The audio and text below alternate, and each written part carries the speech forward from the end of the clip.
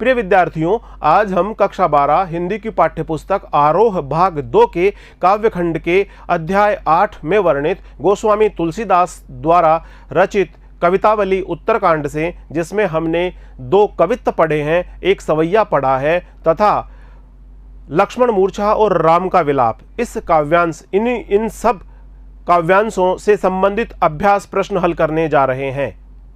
गोस्वामी तुलसीदास से संबंधित रचनाएं, जिसमें हमने कवितावली उत्तरकांड से, जिसमें हमने 2 सवैया पढ़े हैं, 2 कवित्त पढ़े हैं, एक सवैया पढ़ा है, इनका हमने अच्छे से भावार्थ ग्रहण किया है, अच्छे से अर्थ ग्रहण किया है और साथ ही साथ लक्ष्मण मूर्छा और राम का विलाप का भी हमने भावार्थ ग्रहण किया है, अर्थ ग्रहण किया है। आइए आज हम इनसे संबंधित अभ्यास प्रश्न हल करें। पहला प्रश्न है कविता के साथ, कवितावली में उद्धृत छंदों के आधार पर स्पष्ट करें कि तुलसीदास को अपने युग की आर्थिक विषमता की अच्छी समझ है। तुलसीदास जी ने अपने समय की आर्थिक विषमता की जानकारी हमें दी है, अपने कवित्त के माध्यम से आप स्पष्ट कीजिए। उत्तर हम इस प्रकार से लिखेंगे, तुलसी ने अपने समय की समाज की आर्थिक दशा का स्पष्ट चित्रण किया है। तुलसीदास जी के अनुसार उस समय भीषण गरीबी थी और लोगों को पेट भरने के लिए भोजन नहीं मिलता था। किसान, वणिक, भिक्षुक तथा नौकरी पेशा लोग सभी में बेकारी और बेरोजगारी फैली हुई थी। पेट की भूख शांत करने के लिए लोग तरह तरह के काम करते थे और कभी कभी तो अपनी संतान को, अपने बेटा अपनी बेटी को बेच भी दिया करते थे। और इस प्रकार से उस युग में समाज में व्याप्त भयंकर बेकारी, बेरोजगारी और भूखमरी का चित्रण करने से यह स्पष्ट हो जाता है कि तुलसीदास जी स्पष्ट वक्ता थे और उन्होंने अपने युग की आर्थिक विषमता को अच्छी तरह से समझकर उसके ऊपर हमें पूरी जानकारी दी। तो इस प्रकार से इन पंक्तियों के माध्यम से हम कह सकते हैं। अगला प्रश्न है, पेट की आग का समन ईश्वर राम भक्ति का मेघ ही कर सकता है। पेट की आग का समन यानी ईश्वर राम भक्ति का मेघ ही कर सकता है। तुलसी का यह काव्य सत्य क्या इस समय का भी युग सत्य है? क्या तुलसी का यह जो काव्य सत्य है यह वर्तमान युग का भी सत्य है? तर्क संगत अपने उत्तर प्रस्तुत कीजिए। इसका उत्तर हम इस प्रकार से लिखेंगे, तुलसी ने अपने युग की गरीबी और भूखमरी का, अपने युग की बेरोजगारी का उपचार राम की भक्ति के माध्यम से बताया है। इसका उपचार राम की भक्ति को ही बताया है। उनके अनुसार ईश्वर भक्ति रूपी मेघ ही पेट की आग को बुझा सकता है। प्रभु की प्रार्थना से सद्कर्म करने की प्रवृत्ति बढ़ेगी और इससे वह व्यक्ति ईमानदारी से परिश्रम पूर्वक धन अर्जन करके अपने पेट की आग का समन करेगा, अर्थात आर्थिक स्थिति सुधारने तथा आजीविका की समुचित व्यवस्था करने में संलग्न हो जाता है। तुलसी राम भक्त थे, श्री राम जी के भक्त थे तुलसी जी, और अपने विश्वास के अनुसार ही उन्होंने ऐसा कहा। आज का युग तो अर्थ प्रधान युग है। समाज में शोषण का प्राधान्य फैला हुआ है। इस तरह का कर्मनिष्ठ भक्ति से तुलसीदास का वह काव्य सत्य इस समय का सत्य दिखाई देता है, परंतु कोरी अंधविश्वास और कर्महीनता की भावना भी, परंतु कोरे अंधविश्वास, अंध आस्था एवं कर्महीनता से की गई भक्ति का केवल मात्र दिखावा करने से, भक्ति का केवल मात्र दिखावा करने से व्यक्ति के पेट की आग कभी नहीं बुझ सकती। अगला प्रश्न है, तुलसी ने यह कहने की जरूरत क्यों समझी, दूत कहो अवधूत कहो रजपूत कहो जोलहा कहो कोई को, काहू की बेटी सो बेटा ने ब्याहब, काहू की जाति बिगाड़न सोऊ। इस सवैया में काहू के बेटा सो बेटी ने ब्याहब कहते तो सामाजिक अर्थ में क्या परिवर्तन आ जाता। इसका उत्तर हम लिखेंगे, तुलसी ने यह बात उन अहंकारी और धूर्त लोगों को लक्ष्य करते हुए कही है जो जाति परिवार आदि के नाम पर उनका उपहास किया करते थे, उनकी खिल्ली उड़ाया करते थे। ऐसे अहंकारी और धूर्त लोग काशी में तुलसी के बढ़ते हुए प्रभाव को देखकर उन्हें बदनाम करना चाहते थे। जाति प्रथा से ग्रस्त ऐसे लोगों को बड़ा सख्त जवाब देने के लिए, बड़ा कड़ा उत्तर देने के लिए तुलसी ने ऐसा कहना उचित समझा। वैसे भी तुलसी ने ग्रह त्याग कर दिया था। तुलसी ने सांसारिक वस्तुओं का, सांसारिक आकर्षण का त्याग कर दिया था, अपने घर का त्याग कर दिया था और सांसारिक संबंधों के प्रति भी उनका कोई मोह नहीं था। उनका मोह तो अपने इष्ट, अपने परमेश्वर भगवान श्री रामचंद्र जी के प्रति ही था। उन्हीं के चरणों में, श्री रामचंद्र जी के चरणों में ही उनकी भक्ति और उनका समर्पण था। अतएव उनके सामने बेटा या बेटी का विवाह करने का प्रश्न ही नहीं था। ऐसी दशा में भी उनकी जाति बिगाड़ने की बात कहना या उनकी सामाजिक प्रतिष्ठा के प्रति कोई बात कहना, इससे तुलसी जी को कोई फर्क नहीं पड़ता। दूत कहो अवधूत कहो रजपूत कहो जुल्हा कहो को, इस वाले छंद में ऊपर से सरल व निरीह दिखलाई पड़ने वाले तुलसीदास जी की भीतरी असलियत एक स्वाभिमानी भक्त हृदय की है। इससे आप कहाँ तक सहमत है? इन पंक्तियों के माध्यम से जो भाव व्यक्त हुआ है उनमें तुलसी जी की भीतरी असलियत एक स्वाभिमानी भक्त हृदय की है, यानी वो एक स्वाभिमानी व्यक्ति थे। उनका हृदय स्वाभिमान पूर्ण भावों से भरा हुआ था। आप इस कथन से कहां तक सहमत हैं? इसका उत्तर लिखेंगे हम, दूत कहो अवधूत कहो, इस छंद को पढ़ने से पता चलता है कि तुलसी को अपने जीवन में लोगों की निंदा आलोचना का बहुत अधिक सामना करना पड़ा। लोग तुलसी की जाति को लेकर भी तरह तरह की बातें किया करते थे, उनकी निंदा किया करते थे। लोग उनको धूर्त, अवधूत, राजपूत, जुलाहा आदि कहकर उनकी खिल्ली, उनकी मजाक उड़ाया करते थे। इन पंक्तियों द्वारा तुलसी ने इन अहंकारी, घटिया और धूर्त लोगों को चुनौती दी है। तुलसी ने स्वयं को दुनियादारी से मुक्त राम भक्त बताया है। ये पंक्तियां उनको एक स्वाभिमानी राम भक्त सिद्ध करती है और इस प्रकार ऐसी दास्य भाव की भक्ति भावना को व्यक्त करने में, दास्य भाव के रूप में श्री राघवेंद्र सरकार श्री रामचंद्र जी की उन्होंने आराधना की, भक्ति की, तो इस प्रकार से दास्य भाव की भक्ति भावना को व्यक्त करने में अपने आराध्य प्रभु श्री रामचंद्र जी के चरणों में अपनी निष्ठा को स्वाभिमान के साथ व्यक्त करने में उनकी वास्तविकता का परिचय हमें प्राप्त होता है। उनके कथन से हम सहमत हैं। अगला प्रश्न है, व्याख्या कीजिए। मम हित लाग तज्यों पितु माता सह्यों विपिन हिम आतप बाता। जो जन त्यों बन बंधु बिछोहू पितु वचन मन त्यों नहीं ओहू। जथा पंख बिनु खग अति दीना मनि बिनु फनी करि बर कर हीना। असमम जीवन बंधु बिनु तोही जो जड़ देव जियावे मोही।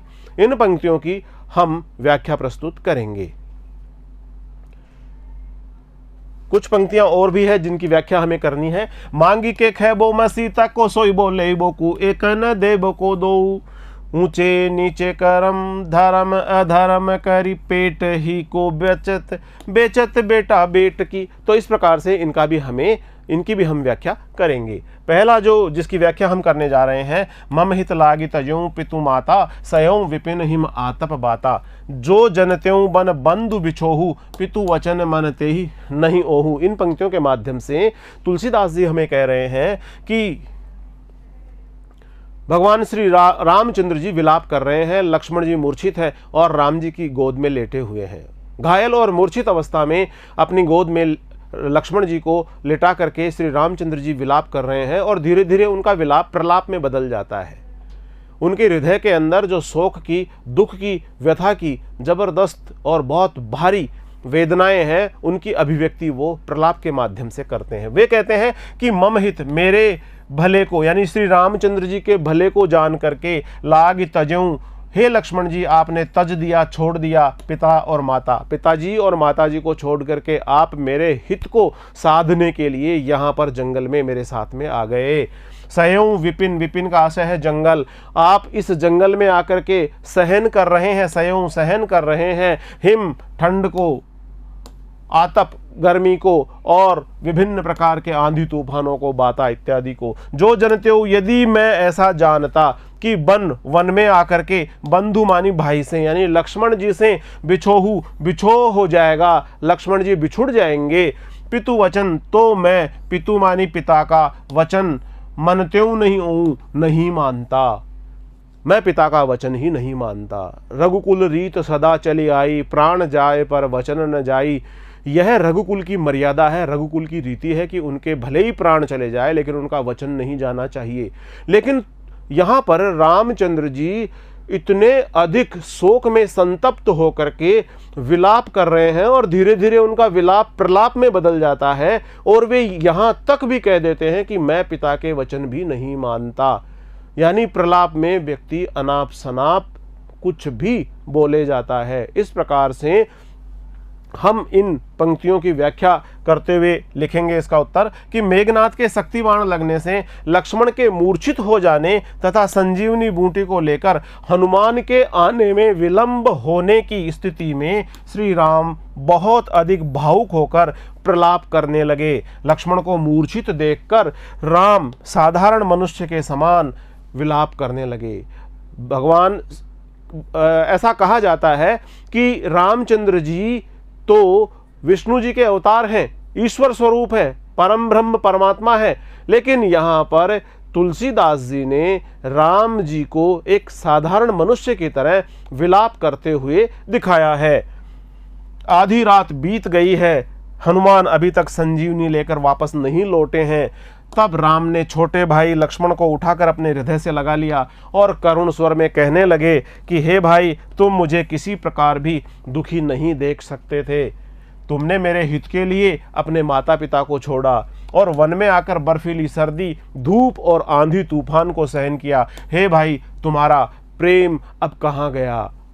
तुम मुझको व्याकुलता पूर्वक इस प्रकार विलाप करते देखकर, बहुत दुखी स्थिति में देखकर भी, इन सब बातों को सुनकर भी तुम उठते क्यों नहीं हो? मूर्छा त्यागते क्यों नहीं हो? उठ क्यों नहीं जाते? यदि मुझे पता होता कि वन में मेरा भाई मुझसे बिछुड़ जाएगा तो मैं पिताजी के आदेश का, पिताजी के वचनों का पालन ही नहीं करता। यह सोचकर हे भाई तुम जाग जाओ, हे भाई तुम उठ जाओ। अगली जो पंक्तियां हैं जिनकी हमें व्याख्या करनी है, जथा पंख बिनु खग अति दीना, मनि बिनु फनी कर बर करहीना, असमम जीवन बंधु बिनु तोही, जो जड़ देव जियावे मोही। जथा माने जिस प्रकार पंखों के बिना खग पक्षी दीन होता है, अति दीना बहुत दीन स्थिति में होता है। मणि बिनु फनी, जो मणि धारण करने वाला सर्प है वह मणि के बिना दयनीय स्थिति में होता है। और करीबर मानी हाथी, कर मानी सूंड हीना, और हाथी भी सूंड के बिना दयनीय स्थिति में होता है। असमम जीवन बंधु बिनु तोही, ठीक उसी प्रकार से मेरा जीवन भी हे बंधु, हे लक्ष्मण जी तुम्हारे बिना हो जाएगा। यदि कब हो जाएगा? यदि जड़देव यानी दुर्भाग्य जियावे मोही, यदि दुर्भाग्यवश मुझे जीना पड़े तुमको खोने के बाद, तो मेरा जीवन भी इसी प्रकार से दीन हो जाएगा। जिस प्रकार पंखों के बिना पक्षी होता है, जिस प्रकार मणि के बिना सर्प होता है, जिस प्रकार सूंड के बिना हाथी होता है, उसी प्रकार मेरा जीवन हो जाएगा। राम विलाप करते हुए कहते हैं कि हे भाई लक्ष्मण, जिस प्रकार पंखों के न रहने पर पक्षी, मणि के न रहने पर सर्प और सूंड के न होने पर हाथी शक्तिहीन व अत्यंत दीन हो जाते हैं, उसी प्रकार यदि दुर्भाग्यवश मुझे जीवित भी रहना पड़ा तो मेरा जीवन भी तुम्हारे बिना ऐसे ही दयनीय हो जाएगा। लोग मेरी निंदा करेंगे और कहेंगे कि राम ने पत्नी के लिए अपने प्यारे भाई को गंवा दिया। अगला है, मांग के खैबो मसीत को सोइबो लेबो को एक उन देबो को दो। इन पंक्तियों में तुलसीदास अपने युग की बेरोजगारी और भूखमरी आदि स्थितियों का चित्रण करते हुए कहते हैं कि मुझे किसी के घर परिवार तथा धन दौलत का आश्रय नहीं चाहिए, मुझे सांसारिक सुख सुविधाएं नहीं चाहिए, किसी प्रकार की भौतिक वस्तुओं से मेरा लगाव नहीं है। मैं तो लोगों से भिक्षा मांग कर खाता हूँ, मैं तो भिक्षा मांग करके अपना पेट भरता हूँ, मैं तो मस्जिद में जाकर के मंदिर में जाकर के सो जाता हूँ और इसी से संतुष्ट हूँ। मुझे किसी से कोई लेना देना नहीं है, मुझे किसी से कुछ लेना देना नहीं है, अपितु मैं फक्कड़ जीवन अपनाकर मैं राम भक्ति करते हुए पूरी तरह से निश्चिंत हूँ। मेरे तो स्वामी राम है और मेरे प्राणाधार भी राम है। इस प्रकार इन पंक्तियों के माध्यम से तुलसीदास जी अपने राम भक्त होते हुए पूरी तरह से निश्चिंत जीवन की अभिव्यक्ति कर रहे हैं। ऊंचे नीचे कर्म धर्म अधर्म करी, पेट ही को पचत बेचत बेटा बेट की। इन पंक्तियों के माध्यम से कहा जा रहा है कि ऊंचे और नीचे दोनों ही प्रकार के काम लोग कर रहे हैं अपने पेट की भूख को शांत करने के लिए, अपने उदर की पूर्ति करने के लिए। धर्म के काम भी कर रहे हैं, अधर्म के काम भी कर रहे हैं, अपने पेट की भूख को शांत करने के लिए। पेट ही को पचत, और इस पेट को भरने के लिए ही सारे उपाय कर रहे हैं, सारे गुण सीख रहे हैं, सारे कौशल सीख रहे हैं। और बेचत बेटा बेट की, और जब स्थिति बहुत ज़्यादा खराब हो जाती है तो पेट भरने के लिए जब धन की आवश्यकता होती है तो अपने बेटा और बेटी को बेच कर भी वो धन प्राप्त करके अपने पेट की आग को शांत करते हैं। तुलसी बताते हैं कि संसार में पेट की आग शांत करने के लिए ही लोग ऊंचे नीचे काम करते हैं, धर्म अधर्म आदि से संपन्न काम भी करते हैं और इन कामों को करने के लिए विवश हो जाते हैं। पेट की पूर्ति के लिए ही लोग यहाँ तक कि बेटा और बेटी को बेचने को भी तैयार हो जाते हैं। संसार के सभी लोग अपनी आजीविका का अर्जन करने के लिए और पेट की भूख को शांत करने के लिए ही कार्य करते हैं। भ्रातृ शोक में हुई राम की दशा को कवि ने प्रभु की नर लीला की अपेक्षा सच्ची मानवीय अनुभूति के रूप में रचा है। क्या आप इससे सहमत हैं? तर्कपूर्ण उत्तर दीजिए। राम, जिन्हें ईश्वर और परम ब्रह्म के रूप में माना जाता है, और कवि ने प्रभु राम की नर लीला को, यहाँ पर प्रभु राम ने एक मनुष्य के रूप में लीला की है, इसकी अपेक्षा सच्ची मानवीय अनुभूति के रूप में रचा है। तो क्या आप इससे सहमत हैं? अपने तर्क सहित उत्तर लिखिए। इसका उत्तर हम इस प्रकार से लिख सकते हैं। महाकवि तुलसीदास ने भक्ति भावना के कारण भले ही ये कह दिया हो कि प्रभु श्री राम विलाप करते समय नर लीला कर रहे थे, परंतु प्रिय भ्राता लक्ष्मण के मूर्छित हो जाने पर और इस अनिष्ट की आशंका में कि कहीं भोर होने से पहले हनुमान संजीवनी बूटी लेकर न पहुंच पाएं, तो फिर वो अपने अत्यंत प्रिय प्राणों से प्रिय भाई को खो देंगे। उनके प्राण प्रिय भाई के प्राण संकट में आ जाएंगे। इस आशंका से श्री राम ने जो विलाप किया उसका चित्रण तुलसी ने सच्ची मानवीय अनुभूति के रूप में किया, और वहां पर हमें भक्त तुलसी के स्थान पर कवि तुलसी के दर्शन होते हैं।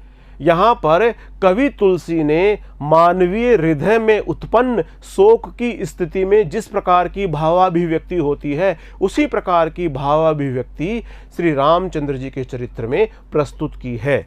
जैसा कि सच्ची अनुभूति से ही इस तरह का मार्मिक और करुणाजनक चित्रण हो सकता है, अतः हम इस बात से पूरी तरह से सहमत हैं। अगला प्रश्न है, शोकग्रस्त माहौल में हनुमान के अवतरण को करुण रस के बीच वीर रस का आविर्भाव क्यों कहा है?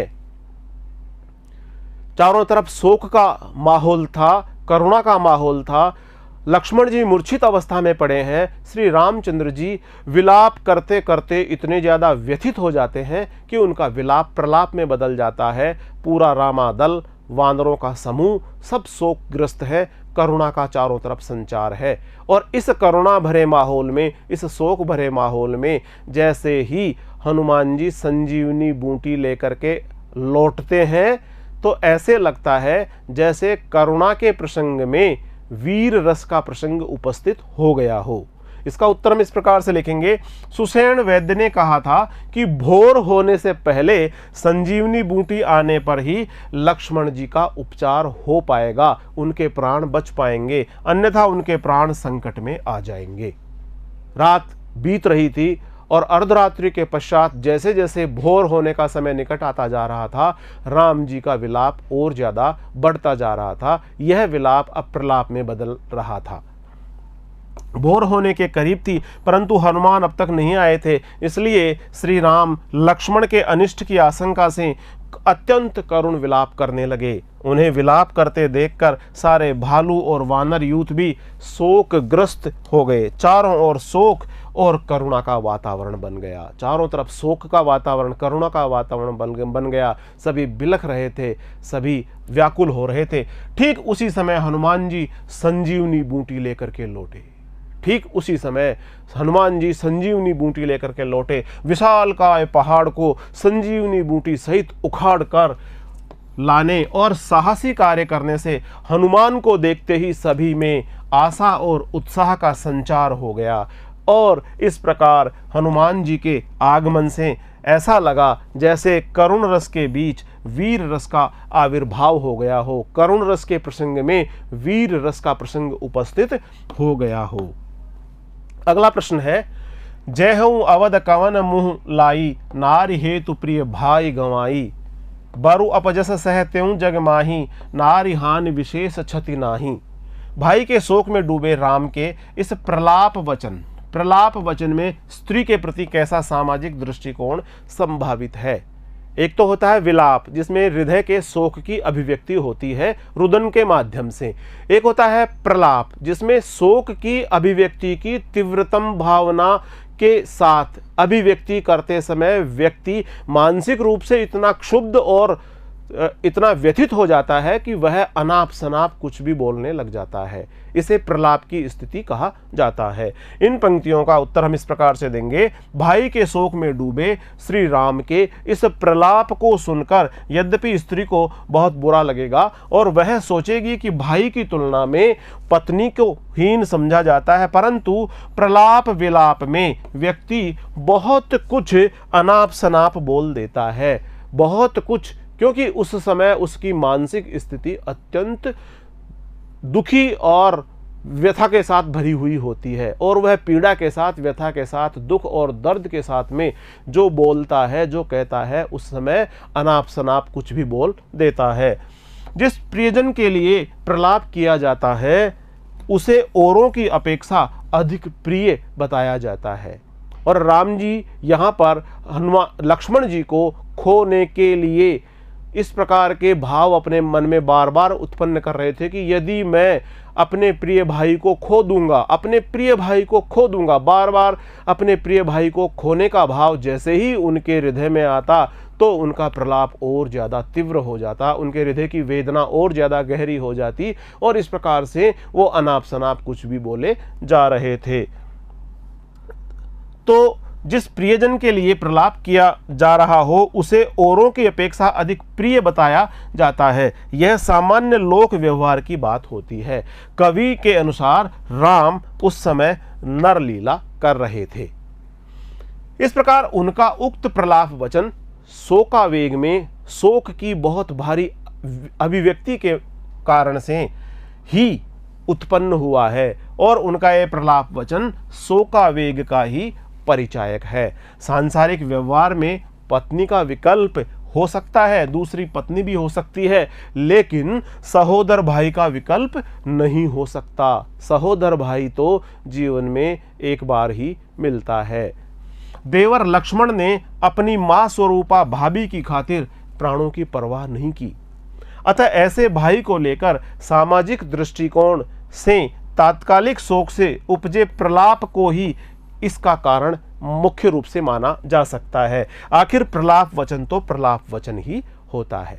प्रिय विद्यार्थियों, आज हमने अध्याय 8 गोस्वामी तुलसीदास द्वारा रचित कवितावली उत्तरकांड से सवैया और कवित्व से संबंधित अभ्यास प्रश्न हल किए हैं। साथ ही साथ हमने लक्ष्मण मूर्छा और राम का विलाप से भी संबंधित अभ्यास प्रश्नों को हल किया है। मेरा आप सब विद्यार्थियों से यह आग्रह है कि अभ्यास प्रश्न हल करते समय महत्वपूर्ण बिंदुओं को अपनी नोटबुक में अवश्य अंकित कर लें और इनका बार बार दोहरान करें, जिससे आपकी पढ़ाई और ज़्यादा मजबूत और ज़्यादा पक्की हो सके। इन वीडियोस का अधिक से अधिक अपने सहपाठियों में प्रचार प्रसार करें, जिससे वो भी इन वीडियोस से लाभान्वित हो सके।